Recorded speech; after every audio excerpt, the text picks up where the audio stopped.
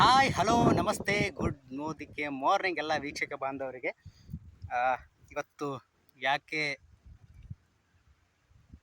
ಜನಗಳು ಅನಾರೋಗ್ಯಕ್ಕೆ ಬಹಳಷ್ಟು ಒಳಗಾಗ್ತಾ ಇದ್ದಾರೆ ಅಂತ ಹೇಳಿದ್ರೆ, ಮೇಜರಾಗಿ ನಮ್ಮ ರೈತ ಬಾಂಧವರು ಬಹಳಷ್ಟು ಬೆಳೆಗಳು ವೇಗವಾಗಿ ಒಂದು ಫಲಿತಾಂಶ ಬರಲಿ, ಒಂದು ಇಳುವರಿ ಹೆಚ್ಚಾಗಿ ಬರಲಿ ಅನ್ನೋ ದೃಷ್ಟಿಯಿಂದ ಇವತ್ತು ತುಂಬಾ ಕೆಮಿಕಲನ್ನು ಯೂಸ್ ಮಾಡ್ತಾ ಇದ್ದಾರೆ.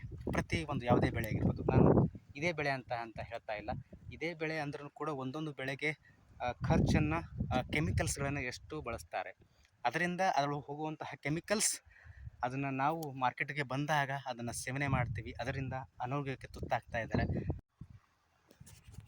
ಇಲ್ಲಿ ಎಷ್ಟೊಂದು ಕೆಮಿಕಲ್ಸನ್ನು ನೀವು ನೋಡ್ತಾ ಇದ್ದೀರಿ, ಇಲ್ಲಿ ನೋಡ್ಬೋದು ನೋಡಿ, ಇದು ಕಲ್ಲಂಗಡಿ ಬೆಳೆ. ಮಿನಿಮಮ್ ಅಂದ್ರೆ ಒಂದು 10, 20, 30 ಸಾವಿರ ತನಕನೂ ಕೂಡ ರೈತ ಬಾಂಧವರು ಬಳಸ್ತಾರೆ. ಒಂದು ಕೆಮಿಕಲ್ಸ್ ನಮ್ಮ ಒಂದು ಬೆಳೆ. ಎಸ್, ಪ್ರತಿಯೊಬ್ಬ ರೈತ ಬಾಂಧವರು ರಾಸಾಯನಿಕ ಮುಕ್ತ ಬೆಳೆಯನ್ನು ಬೆಳಿಬೇಕನ್ನೋದೇ ನಮ್ಮ ಆಸೆ. ಮತ್ತು ಅಷ್ಟು ಈ ರೈತ ಬಾಂಧವರಿಗೆ ಕಳಿಸಿ ಆದಷ್ಟು ನಮ್ಮ ಒಂದು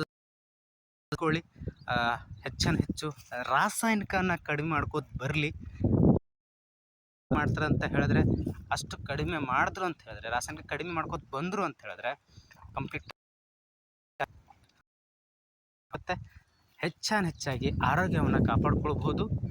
ಕಂಪ್ಲೀಟಾಗಿ ಮಣ್ಣಿನ ಆಗುತ್ತೆ. ಕೆಮಿಕಲ್ ಮಣ್ಣಿನ ಒಂದು ಆರೋಗ್ಯವನ್ನು ಹಾಳಾಗ್ತಾ ಇದೆ. ನೀವು ನೋಡ್ತಾ ಇರ್ಬೋದು ಪೇಪರಲ್ಲಿ, ಮಣ್ಣಿಗೆ ಅನಾರೋಗ್ಯ ನೋಡ್ತಾ ಇರ್ತೀರಿ. ಅದು ಒಂದು ಉತ್ತಮ ಆಹಾರ ಸಿಗಬೇಕು, ಆರೋಗ್ಯವಾಗಿರಬೇಕು, ನಾವು ರಾಸಾಯನಿಕ ಭೂಮಿ ಕೊಡೋದನ್ನು ತಪ್ಪಿಸಿ ನಾವು ಉತ್ತಮ ಒಂದು ಇಳುವರಿ ತೆಗೋಕ್ಕೆ ಸಾಧ್ಯ, ಒಂದು ಉತ್ತಮ ಆರೋಗ್ಯವಾಗಿರೋದಕ್ಕೆ ಸಾಧ್ಯ ಅಂತ ಹೇಳ್ತಾ ಮತ್ತೆ ಒಂದು ಅದ್ಭುತವಾದಂತಹ ವಿಷಯ ಜೊತೆಗೆ ಬರ್ತೀನಿ. ಅಲ್ಲಿವರೆಗೂ ನಮಸ್ಕಾರ. ಯಾರು ಇನ್ನೂ ನನ್ನ ಚಾನಲ್ಗೆ ಸಬ್ಸ್ಕ್ರೈಬ್ ಮಾಡ್ಕೊಂಡಿರ್ತಾರೆ, ಸಬ್ಸ್ಕ್ರೈಬ್ ಮಾಡ್ಕೊಳ್ಳಿ.